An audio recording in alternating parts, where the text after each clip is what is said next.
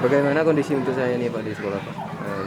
Kondisinya nampaknya udah agak buruk dari kemarin. Kalau kemarin kita bisa bicara, hari ini nampaknya kalau ada kegiatan di luar itu tidak bisa kita lakukan karena kabutnya makin hitam nampaknya.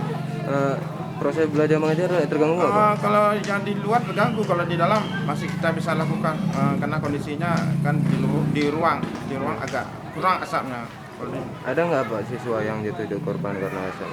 Korban enggak, cuma satu dua ada nampaknya gejala-gejala kayak batuk, udah menampak satu dua. Ada asma, ada yang lainnya. Keluhan dari orang tua ada juga, bilangnya ada anak saya ada agak batuk, udah mulai satu dua orang ada nampak gejalanya di situ. Ada rencana untuk diliburkan Pak? Untuk sampai sekarang belum ada niat kita liburkan karena kondisinya kita koordinasi dulu dengan komite, dengan pihak terkait. Kalau sekolahnya masih mungkin untuk hari ini masih bisa, besok kita lihat perkembangannya dulu.